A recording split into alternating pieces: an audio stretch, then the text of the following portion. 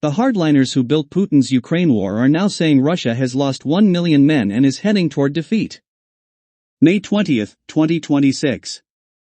Russian hardliners who once championed Vladimir Putin's invasion of Ukraine are increasingly becoming some of his sharpest critics, warning that Russia is suffering catastrophic losses and drifting toward defeat.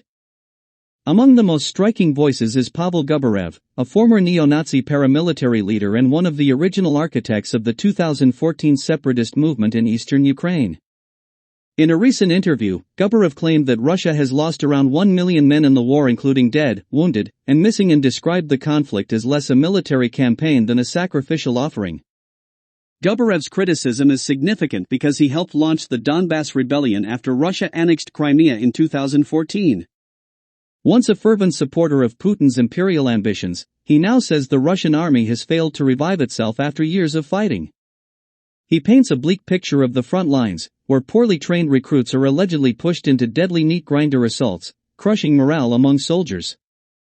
While Ukrainian officials estimate Russian casualties at over 1.3 million, even they do not claim more than 1 million deaths alone. Still, Gubarev's remarks reflect growing despair among nationalist circles that once strongly backed the Kremlin. Another influential nationalist critic, Igor Girkin, has echoed these concerns. Girkin, a former separatist commander currently imprisoned in Russia on extremism charges, warned that Russia is heading toward military defeat and argued that the country must recognize this reality instead of denying it. Such statements from figures long associated with Russian militarism are especially damaging for Putin because they come from within his own ideological camp rather than from liberal or pro-Western opposition. The article argues that several signs suggest increasing instability around Putin's rule. One symbolic example is the subdued Victory Day parade on Red Square in May 2026, which appeared far smaller and less triumphant than in previous years.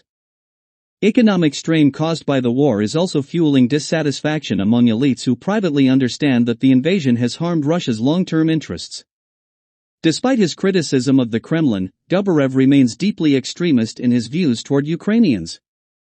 In 2022, he openly advocated genocidal violence, claiming Ukrainians were possessed and saying Russia would kill millions if necessary.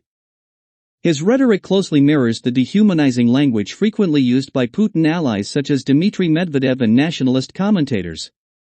The article cites a study by the Ukrainian NGO Lingvalexis showing that many captured Russian soldiers continue to support the war and hold deeply hostile attitudes toward Ukrainians, with over 40% reportedly denying Ukrainians are fully human. The author argues that Gubarev's recent pessimism reveals an important shift. Even ultranationalists now recognize that the war is going badly. Similar criticism has also emerged from pro-war military bloggers, including Ilya Remeslo, who reportedly called Putin an illegitimate war criminal.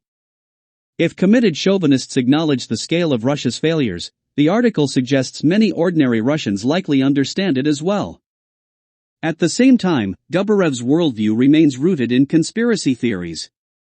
He claims Russia is under external control and hints that shadowy groups such as the Rothschilds or Freemasons secretly manage Putin. According to the author, this reflects a broader tradition within Russian political culture of blaming hidden foreign forces rather than accepting responsibility for domestic failures. The article concludes that Putin's hold on power appears increasingly fragile and argues that Western governments should begin preparing for a post-Putin Russia. Unlike the collapse of the Soviet Union in 1991, the author warns, the West should not be caught unprepared if Russia enters a period of major political instability or state decline. By National Security Journal, story by Alexander Monold, May 19, 2026.